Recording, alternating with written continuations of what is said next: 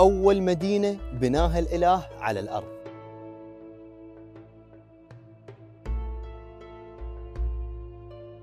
ناخذكم اليوم برحلة عبر الزمن لوحدة من أقدم مدن العالم، اللي تعد مهد للحضارة السومرية، واحدة من أهم المواقع الأثرية بالعراق، مدينة أريدو.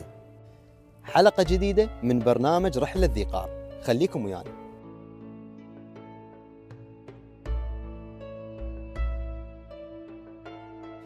مدينة أريدو هي واحدة من أقدم المدن بالعالم، ويعتقد أنها تأسست حوالي 5400 قبل الميلاد، وكانت المدينة جزء من الحضارة السومرية، وهي مذكورة في النصوص السومرية على أنها أول مدينة بناها الإله على الأرض.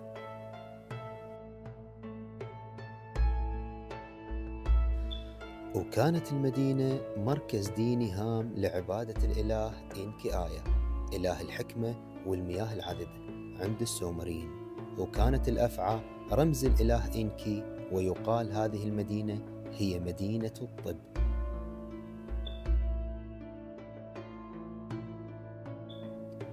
كانت أريدو واحدة من أبرز مدن بلاد الرافدين في العصور القديمة، حيث شكلت مع أور وأوروك نواة الحضارة السومرية.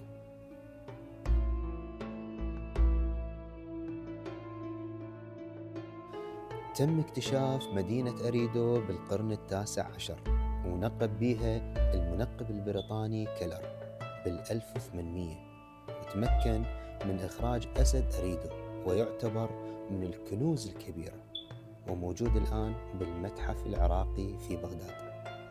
ونقبت بها بعثة عراقية برئاسة الدكتور فؤاد سفر بال1958، واكتشفوا عشرات المعابد والأبنية والأواني والألواح المختومة بالكتابة المسمارية اللي تشير إلى تاريخ هذا البناء والآلهة المخصصة لهم.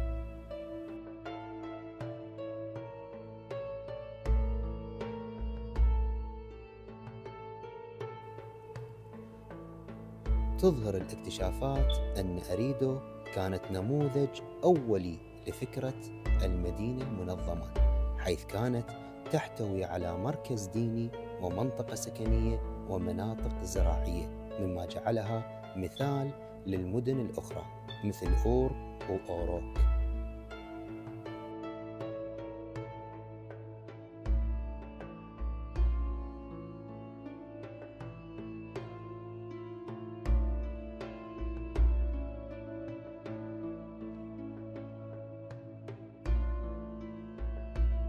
أريدو مو مجرد مدينة قديمة، هي أحد أقدم الشواهد على الحضارة البشرية.